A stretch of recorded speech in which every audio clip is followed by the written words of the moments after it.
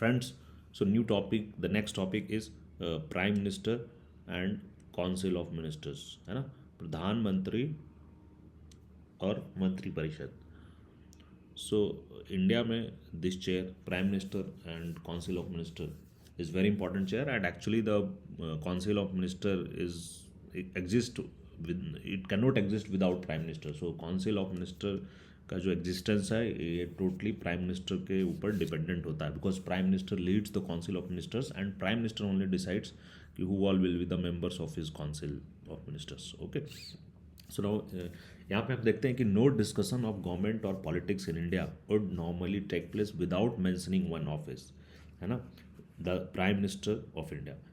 सो basically कि क्या कह रहा है कि भारत में no discussion of government on politics, Bharat में सरकार या राजनीति के ऊपर कोई डिस्कशन नहीं हो सकता, कोई विचार विमर्श नहीं हो सकती विदाउट जनरली विदाउट नॉर्मली अगर हम एक ऑफिस का नाम नहीं लेंगे तो उसमें विचार विमर्श का कोई उतना मीनिंग नहीं आएगा. And that office is prime minister of India. So PMO office इसको बोलते हैं, प्राइम मिनिस्टर ऑफिस, है ना, PMO office. So this is so important, that is what it makes it important कि there can not be any discussion, meaningless discussion हो जाएगा अगर हम प्राइम मिनिस्टर ऑफिस की छोड़कर अगर हम गवर्नमेंट और पॉलिटिक्स को सोचते हैं, इमेजिन करते हैं इंडिया में. So we have already seen in this chapter that the president exercises his power only on the advice of council of ministers. The council of minister is headed by prime minister. Therefore, as head of the council of ministers, the prime minister becomes the most important functionary of the government in our country. So कह रहा है कि as हमने देखा कि हमने जैसे पहले पढ़ा अभी कि prime minister exercises his power, president exercises his power, हाँ, on advice of the council of minister, on advice of the council of minister. So जो प्रेसिडेंट है वो काउंसिल ऑफ मिनिस्टर के एडवाइस पे काम करता है. सिर्फ इतना ही नहीं, इस बात में इस लाइन में एक इम्पॉर्टेंट चीज़ है, दैट इज ओनली, ना, दिस इज इम्पॉर्टेंट कि prime president exercises is power only on the advice of the council of ministers. राष्ट्रपति सिर्फ और सिर्फ, है ना, राष्ट्रपति केवल मंत्रिपरिषद की सलाह पर ही अपनी शक्तियों का प्रयोग कर सकता है. तो राष्ट्रपति अपनी शक्तियों का प्रयोग कैसे कर सकता है? सिर्फ मंत्रिपरिषद के सलाह पर. तो that's the reason it is going to become much more important. And ये जो राष्ट्रपति कैसे कार्य करेगा? राष्ट्रपति मंत्रिपरिषद के सलाह पे ही केवल काम करेगा, ठीक है, बिना उसके सलाह के राष्ट्रपति नहीं कर सकता है कुछ भी. सो राष्ट्रपति is a titular head, it's a ceremonial head. Actually council of minister जो भी कहेगा, उस जो सलाह देगा, राष्ट्रपति is bound to act on that, जो हमने पहले पढ़ चुका है, हम पढ़ चुके हैं राष्ट्रपति के पावर्स में हमने पढ़ा. So the council of minister is headed by prime minister. So the president exercises his power only on the advice of the council of ministers, है ना, headed by the prime minister. So prime minister जिसको head कर रहा, वो council of minister, वो मंत्रिपरिषद जिसका प्रधानमंत्री हेड करता है, prime minister is the head of the council of minister, and सिर्फ उसके एडवाइस पे प्रेसिडेंट काम करेगा. So that makes it very important. So as head of the council of ministers, the prime minister becomes most important functionary, है ना, in the government of our country. So as head of the council of minister, मंत्रिपरिषद के head होने के नाते prime minister हमारे देश का सबसे इंपॉर्टेंट, सबसे महत्वपूर्ण फंक्शनरी बन जाता है, सबसे महत्वपूर्ण पदाधिकारी बन जाता है हमारे देश की सरकार का, है ना. सो मोस्ट इंपॉर्टेंट, सबसे महत्वपूर्ण फंक्शनरी, मोस्ट इंपॉर्टेंट पदाधिकारी of the government in our country, prime minister. Because prime minister किसका हेड है? Prime minister is head of council of minister. And president कैसा एक्ट करेगा? Only on the advice of council of minister. So actually अगर आप देखेंगे तो प्रधानमंत्री के एडवाइस के हिसाब से हम इन्फर कर सकते हैं, मतलब समझ सकते हैं कि प्रधानमंत्री जो चाहेगा, प्रेसिडेंट अपनी शक्तियों का प्रयोग उसी तरीके से कर पाएगा. In the parliament form of executive, it is essential that prime minister has the support of majority in Lok Sabha. सो जो संसदीय प्रणाली है उसमें prime minister has the support, prime minister को लोकसभा में बहुमत प्राप्त होना चाहिए ना. संसदीय शासन में जरूरी है कि प्रधानमंत्री को लोकसभा में बहुमत प्राप्त हो, मेजोरिटी प्राप्त हो. And this support by majority also makes the prime minister very powerful. Second thing, and this majority, चूंकि उसको बहुमत प्राप्त होता है प्राइम मिनिस्टर को, तो powerful also makes the prime minister very powerful, है ना. चूंकि उसको बहुमत प्राप्त होता है, सपोर्ट ऑफ मेजोरिटी प्राप्त होता है, तो पार्लियामेंट में भी उसके पावरफुल हो जाते हैं, क्योंकि उसके 50% से ज़्यादा लोग उसके सपोर्ट में. The moment this support of majority is lost, the prime minister loses the office. ये बहुत इंपॉर्टेंट चीज़ है कि जिस समय, है ना, जैसे ही प्रधानमंत्री बहुमत खो देता है, the moment the support of the majority lo, जैसे ही मोमेंट वो सपोर्ट बहुमत खो देता है, द प्राइम मिनिस्टर अपनी कुर्सी खो देता है, प्राइम मिनिस्टर अपना पद भी खो देता है। So the prime minister loses the office. Support of the majority is the lost, the prime minister loses the office. जैसे ही मेजोरिटी का सपोर्ट बहुमत खत्म हो जाएगा, प्रधानमंत्री की कुर्सी भी खत्म हो जाएगी। So for many years after independence the Congress party had majority in the Lok Sabha and it's leader would become prime minister. आज़ादी से बहुत सालों के बाद तक कांग्रेस पार्टी का ही मेजोरिटी होता था लोकसभा में, और लीडर जो होते थे, जो प्राइम मिनिस्टर होते थे, वो भी कांग्रेस पार्टी के ही जनरली होते थे। Since 1989, there have been many occasions where no party has majority in the Lok Sabha.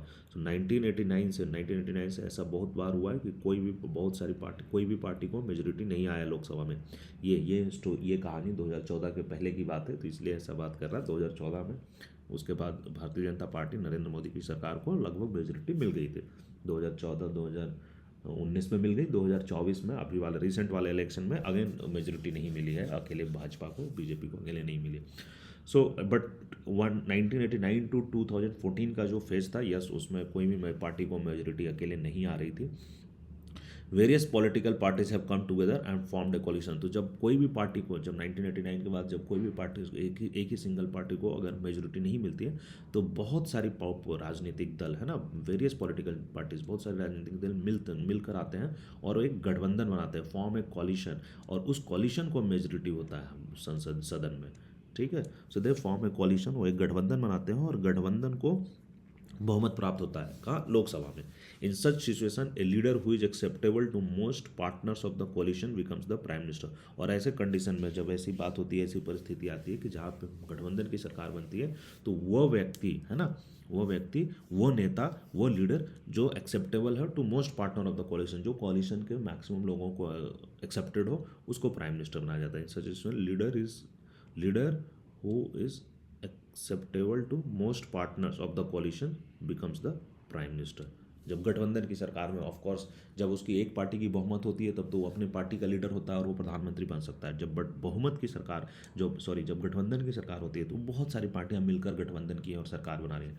तो उन सारे गठबंधन की पार्टियों का ध्यान रखते हुए उनके जो मोस्ट फेवर्ड लीडर्स होते हैं, या जो मोस्ट एक्सेप्टेबल, जिनको सब लोग पसंद कर रहे हैं, जिनको सब लोग स्वीकृति दे रहे हैं, एक्सेप्ट कर रहे हैं, ऐसे व्यक्ति को प्रधानमंत्री बनने का मौका मिल जाता है। So formally a leader who has the support of majority is appointed by the president as prime minister. So औपचारिक रूप से जिस नेता को लोकसभा का बहुमत प्राप्त होता है, leader who has the support of majority is appointed, वो राष्ट्रपति के द्वारा, who appoints the prime minister was appointed by the president as prime minister. जो व्यक्ति को, जिस नेता को, जिस औपचारिक रूप से जिस नेता को लोकसभा में बहुमत का समर्थन प्राप्त होता है, राष्ट्रपति उसे ही प्रधानमंत्री नियुक्त करता है। So the prime minister then decides who will be the ministers in council of minister. उसके बाद राष्ट्रपति चुनाव कर देता है। राष्ट्रपति देखा कि भाई किस गठबंधन को, या किस पार्टी विशेष को, या अगर पार्टी विशेष को नहीं तो किस गठबंधन को बहुमत है, तो जिस गठबंधन को बहुमत है, राष्ट्रपति उसको प्रधानमंत्री नियुक्त कर देता है ना, प्रधानमंत्री अपॉइंट करता है। बट उसके बाद क्या होता है, प्रधानमंत्री decides, prime minister then decide, उसके बाद प्रधानमंत्री डिसाइड करता है, निर्णय लेता है कि who will be the ministers in the council of ministers. तो उसके मंत्री परिषद में कौन कौन से मंत्री होंगे, इसका फैसला प्रधानमंत्री ले रहा है। अब राष्ट्रपति का इसमें इन्वॉल्वमेंट अभी नहीं है। So the prime minister allocates ranks and portfolios to the minister, है ना। सो प्रधानमंत्री विभिन्न मंत्रियों को पद स्तर एंड पोर्टफोलियो, कौन किस विभाग का मंत्रालय है, वो मंत्रालय आवंटन करता है। So prime minister allocates ranks and portfolios to the ministers, है ना। रैंक मतलब है कि जैसे जनरली 3 तरह के मंत्री होते हैं, एक कैबिनेट स्तर के मंत्री, मिनिस्टर ऑफ स्टेट, राज्य मंत्री, और एक डेप्यूटी मिनिस्टर, उप मंत्री। अब डेप्यूटी मिनिस्टर का कॉन्सेप्ट लगभग समाप्त हो गया। अब हम अपने पार्लियामेंट में, हम अपने सरकार में, हम बोल सकते हैं, हम अपने जो मंत्रिपरिषद होता है उसमें हम डेप्यूटी मिनिस्टर सब नहीं देखते हैं।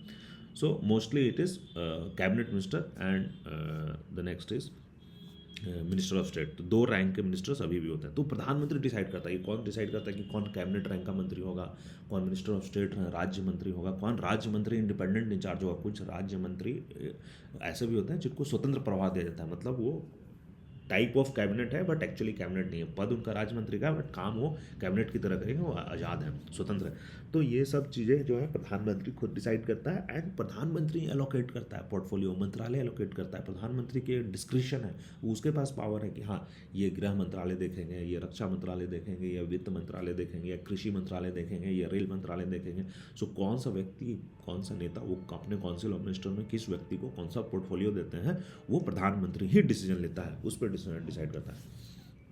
सो जनरली होता क्या है, depending upon the seniority and political importance, है ना, जो सीनियोरिटी और पॉलिटिकल राजनीतिक महत्व, इन दोनों चीज़ों का ध्यान दिया जाता है। The ministers are given the ranks of the cabinet minister, तो जो मिनिस्टर है उसको कैबिनेट रैंक दिया जाता है। जनरली जो सीनियर मंत्री होते हैं, ऑफकोर्स कैबिनेट ऊंचा पद है, तो ऊंचा पद है उसमें जिम्मेदारी भी ज़्यादा है, तो सीनियोरिटी होना चाहिए। जो व्यक्ति ज़्यादा दिन तक नेतृत्व में रहा है, सीनियोरिटी में रहा है, उसको जनरली कैबिनेट मिनिस्टर बनाते हैं, क्योंकि उसको हैंडल करने का एक्सपीरियंस ज़्यादा होगा। दूसरी बात, सिर्फ वही नहीं है, गठबंधन की अगर सरकार होती है और पॉलिटिकल इंपॉर्टेंस होता है, जैसे कोई पार्टी है जिसके सपोर्ट से सरकार बनी हुई है, और वो व्यक्ति अगर वो अपना सपोर्ट खींच लेगा तो सरकार गिर जाएगी, ऐसे कंडीशन होते हैं, उसकी सपोर्ट की बहुत ज़रूरत है कॉलिशन में।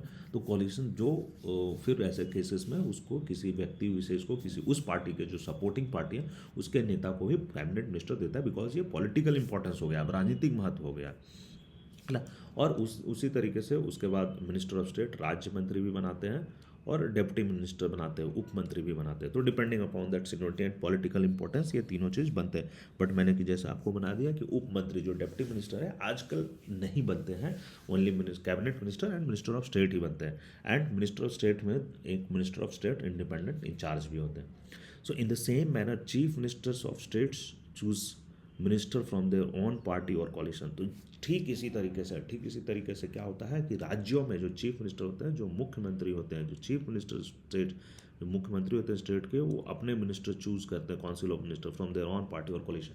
तो जैसे केंद्र में लोकसभा में हो रहा है, ऐसे राज्य में भी विधानसभा में होती है। बहुमत जिसको प्राप्त होती है विधानसभा में, गवर्नर, राष्ट्रपति की जगह यहाँ क्या हो जाएगा, गवर्नर उसको मुख्यमंत्री बनाता है। प्रधानमंत्री की जगह यहाँ क्या हो गया, मुख्यमंत्री के लिए बनाता है। और जैसे ही मुख्यमंत्री बनता है वो यहाँ भी अपना मंत्रिपरिषद बनाता है, अपनी पार्टी से या अपने कॉलिशन से। एंड सेम यहाँ भी कैबिनेट मिनिस्टर के मंत्री होते हैं, मिनिस्टर ऑफ स्टेट होता है, डिप्टी मिनिस्टर यहाँ भी नहीं पाए जा रहे हैं आजकल। The prime minister and all the ministers have to be members of parliament। तो ये बहुत इंपॉर्टेंट चीज़ है कि जो प्रधानमंत्री है और जो मिनिस्टर्स हैं, जितने भी मिनिस्टर, सभी को पार्लियामेंट का सदस्य होना मांगता है। सो ऐसा नहीं है कि कोई भी व्यक्ति बन जाएगा, है ना, कोई भी प्रधानमंत्री और जो अन्य मंत्री है वही बनते हैं जो पार्लियामेंट के सदस्य होते हैं। हाँ, इसमें थोड़ा सा एक कैच है कि समटाइम्स ऐसा होता है कि मैं आगे बता रहा हूँ कि वो नहीं होते मेंबर ऑफ पार्लियामेंट बट वो बन जाते हैं मंत्री, उसका भी कंडीशन मैं आगे एक्सप्लेन करता हूँ। सो जनरली आप ये समझ लीजिए कि जो प्राइम मिनिस्टर है और जितने भी मंत्री हैं, ऑल मिनिस्टर, उनको पार्लियामेंट का, लोकसभा या राज्यसभा का सदस्य होना जरूरी है। सेम वे राज्यों में उनको मेंबर ऑफ लेजिस्लेटिव असेंबली या member of legislative council, Vidhan Sabha या विधान परिषद का मेंबर होना उसको जरूरी होता है। Now if someone becomes a minister और prime minister without being a MP, है ना, तो जो मैं आगे बताने वाला था वही बात है कि अगर कोई व्यक्ति मंत्री बन जाता है या प्रधानमंत्री बन जाता है, समवन बिकम्स मिनिस्टर और prime minister without being MP, वो मेंबर ऑफ पार्लियामेंट नहीं है। अगर बिना मेंबर ऑफ पार्लियामेंट बने भी किसी को बना दिया गया, है ना, एक्सेप्शनल केस है उस, बट तो ऐसे केस में क्या होता है कि such a person has to get elected to the parliament within 6 month. तो ऐसे व्यक्ति को, such a person has to get elected, उसको पार्लियामेंट में इलेक्ट होके आना ही है 6 महीने के अंदर। 6 महीने के अंदर, जिस दिन वो बन गया उसके 6 महीने के अंदर उसको पार्लियामेंट में आना होगा। इधर लोकसभा में आ जाए, चुनाव होकर, कहीं भी बाई इलेक्शन हो रहा हो या कहीं चुनाव हो रहा हो, कोई सीट छोड़ दी गई और वहाँ चुनाव करवाया जाए, वहाँ से आ जाए, लोकसभा में आ जाए, या फिर राज्यसभा में आ सकता है, राज्यसभा में इलेक्ट होकर आ सकता है। तो उसको कैसे न भी कैसे करके मेंबर ऑफ पार्लियामेंट उसको बनना ही है किसी भी तरीके से। जो पार्लियामेंट के बनने के तरीके, लोकसभा का मेंबर, राज्यसभा के मेंबर बनने के जो तरीके, उन तरीकों में से उसको बनना है। अगर बिना बने 6 महीने, आई एम सेइंग कि अगर किसी को बिना, जो एमपी है, जो एमपी नहीं है, जो पार्लियामेंट का मेंबर नहीं है, उसको अगर सरकार ने, उसको अगर मिनिस्टर बनाया जाता है या प्राइम मिनिस्टर बनाया जाता है, then he is bound to get elected, है ना, पार्लियामेंट विद इन 6 मंथ। यहाँ पे एक इम्पॉर्टेंट चीज़ है कि मैं बताना चाहूँगा कि size of council of minister ये बहुत इंपॉर्टेंट है ना, कि 91st अमेंडमेंट एक्ट 2003 ये बहुत इंपॉर्टेंट एक्ट है। कि इस एक्ट के पहले क्या हुआ था कि जैसे कोलिशन की सरकार हो रही थी, आप 1989 में देखें कि सरकारें कोलिशन की सरकार हो रही है, गठबंधन की सरकार हो रही है, तो होना क्या लगा कि सभी गठबंधन के दल जो अपना डिमांड करने लगे कि मेरे को भी मंत्री बना दो, मेरे को भी मंत्री बना दो, मेरे पार्टी से इतने मंत्री बना दो, मेरे पार्टी से इतने मंत्री बना दो। अब क्या हुई कि जो सरकारें थी उसको, पार्टियों को अपनी सरकार तो चलानी है, तो प्रधानमंत्री क्या करना स्टार्ट कर दिया कि सभी को मंत्री बनाने लगे, मैक्सिमम नंबर, बहुत लोगों को मंत्री बनाने लगे बेहिसाब। कि अगर 273 है तो I am just giving example कि 273 ऐसा भी पॉसिबल था कि भाई 273 है, 273 मंत्री बन जाए, पॉसिबल था, ऐसा हुआ नहीं था बट ऐसा पॉसिबल है कि भाई तो कोई लिमिटेशन तो है नहीं, जिसको चाहो उसको मंत्री बना दो। गठबंधन में 10 आदमी का 10 पार्टी की कोलिशन है, 10 पार्टियों में से हर व्यक्ति जो है, यानी 80% व्यक्तियों को, 90% व्यक्तियों को, 70% व्यक्तियों को मंत्री बना दो, तो ये तो अनलिमिटेड होगा। इससे सरकार के ऊपर बहुत ज़्यादा खर्च पड़ रही है, देश के ऊपर बहुत ज़्यादा खर्च आ रहा है, सारे का मंत्री है, एंड देन वैल्यू ऑफ मंत्रालय भी घट जाएगा क्योंकि सब लोग मंत्री बन गए। सो हुआ क्या, 91st अमेंडमेंट एक्ट लाया गया 2003 में। The size of the council of ministers was determined according to the exigencies of time and requirement of situation। तो जो काउंसिल ऑफ मिनिस्टर है, मंत्री परिषद का जो साइज़ है कि उसमें कितने मेंबर होंगे, है ना, मंत्री परिषद की, उसको समय की मांग, exigencies of time and requirement of situation, और परिस्थितियों के अनुरूप डिटरमाइन किया जाएगा, है ना, डिटरमाइन किया गया exigencies of time and requirements of situation के अनुरूप। But this led to very large size of council of ministers, है ना। तो उन्हें उसके पहले क्या हो रहा था कि समय की मांग और अनुरूप, तो मैं बताया कि बहुत लंबे, बहुत लार्ज साइज, बहुत बड़े बड़े मंत्री परिषद बनने लगे जिसमें बहुत ज़्यादा लोग मंत्री बनने लगे। Besides when no party has clear majority, जब किसी पार्टी को मेजोरिटी नहीं होती थी, there was a temptation to win over the support of the members of parliament by giving them ministerial position, as there was no restriction on the number of the council of minister। ये मैंने आपको बता दिया कि जब majority नहीं होती थी तो ऐसा बहुत सारे लोगों को समर्थन का लालच देके उसको बेसिकली मंत्रालय लेने लगे लोग, कोई रिस्ट्रिक्शन नहीं था। So this was happening in many states, ये राज्यों में भी हो रहा था। So therefore an amendment was made, therefore एक संविधान में एक अमेंडमेंट लाया गया, एक संशोधन लाया गया, है ना, that the council of ministers, जो मंत्री परिषद, shall not exceed 15% of total number of member. So जो काउंसिल ऑफ मिनिस्टर है, जो उस सदन में जितने टोटल नंबर ऑफ मेंबर्स है, हाउस ऑफ द पीपल और असेंबली इन द केस, तो अगर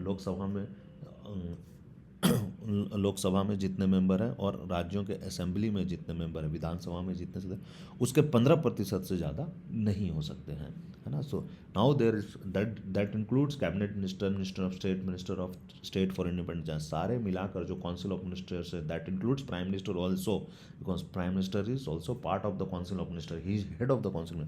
तो प्राइम मिनिस्टर को लेकर, याद रखिएगा, इंक्लूडिंग प्राइम मिनिस्टर, है ना, so that it becomes only limited up to 15%। सो ये बात आप लोगों को याद रखना है कि this 15% is including prime minister. अगर आप कॉम्पिटिटिव एग्ज़ाम की तैयारी कर रहे हैं, अगर आप किसी भी एग्ज़ाम की तैयारी कर रहे हैं, ये यहाँ पे बहुत इंपॉर्टेंट स्टेटमेंट है, this is the most important takeaway, कि 15% के अंदर प्राइम मिनिस्टर भी आता है ना।